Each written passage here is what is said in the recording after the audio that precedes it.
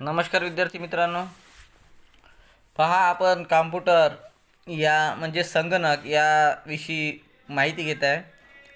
त्यामध्ये असणारे विविध घटक, विविध गोष्टी ज्याच्या का सहाय्याने आपण लेख, समीकरणे किंवा इतर काही डायग्राम गणिताचे असो किंवा कशाचे असो ते कशा प्रकारे काढायचं, त्यासाठी काय वापरायचं याच्याविषयी माहिती घेत आहोत. याआधी आपण मायक्रोसॉफ्ट वर्ड याविषयी माहिती घेतली. त्यामध्ये कुठे जायचं, कोणत्या आयकॉनवर क्लिक करायचं, नंतर ते निवडून कोणत्या प्रकार ब्लँक डॉक्युमेंट घेऊन त्याच्यामध्ये आपण काय काय करू शकतो याविषयी माहिती घेतली. आता आपल्याला पाहायचं आहे मायक्रोसॉफ्ट एक्सेल याच्या सहाय्याने माहिती घ्यायची आहे आणि त्याच्यानुसार आपण काय काय करू शकतो ते आपल्याला पाहायचं आहे. मायक्रोसॉफ्ट एक्सेलच्या सहाय्याने प्राप्त संख्यात्मक माहितीचा आलेख काढणे.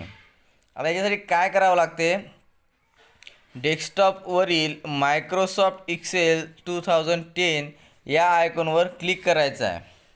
सर्वात आधी काय करायचं आहे, डेस्कटॉप जो असतो मॉनिटर त्या स्क्रीनवर एक आयकॉन येतो. त्या आयकॉनचं नाव आहे मायक्रोसॉफ्ट एक्सेल 2010. त्याला क्लिक करायचं आहे, ते ओपन होईल आणि ते ओपन झाल्यानंतर त्याच्यामधून काय करायचं आहे, फाईल टॅबमधील न्यू म्हणजे नवीन, आपल्याला नवीन फाईल बनवायची आहे. तर नवीन फाईल बनवायची असल्यामुळे तिथून न्यू हे ऑप्शन निवडून एक ब्लँक डॉक्युमेंट्स हा पर्याय निवडायचा आहे. याने काय होईल, जे नवीन आपल्याला डॉक्युमेंट्स तयार करायचं आहे त्याच्यासाठी पूर्ण कोरं ब्लँक डॉक्युमेंट्स आपल्याला फाईल मिळेल आणि त्यावर आपण जे काय करायचं संख्यात्मक माहिती ते आपण त्याच्यामध्ये करू शकणार. पहा, डेस्कटॉपवरील मायक्रोसॉफ्ट एक्सेल 2010 हा आयकॉनवर क्लिक करायचा आहे. त्यानंतर फाईल टॅबमधील न्यू हे ऑप्शन निवडून ब्लँक डॉक्युमेंट हे पर्याय निवडायचा आहे.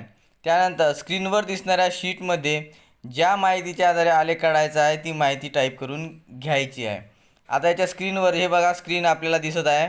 या स्क्रीनवर ज्या प्रकारे माहिती भरायची असेल त्या माहितीवर आपल्याला त्या पद्धतीने माहिती भरायची आहे.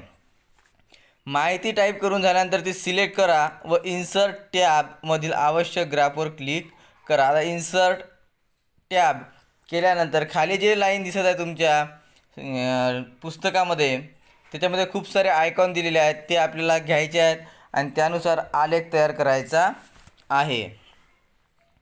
आलेखाच्या आधारे माहितीचे विश्लेषण करा. नंतर आपल्याला जी माहिती घ्यायची आहे ते आलेखाच्या सहाय्याने काय करायचं आहे, विश्लेषित करायचं आहे.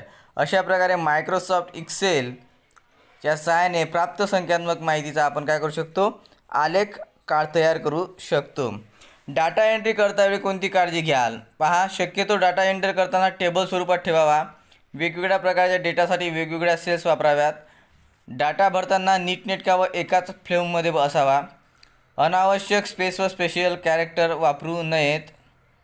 आपण बऱ्याचदा डेटा ड्रॅग अँड फिल करतो, त्यावेळी डाटा ड्रॅग केल्यानंतर येणाऱ्या स्मार्ट टॅगचा वापर करून हवा तसा व हवा तो डाटा फिलअप करू शकतो.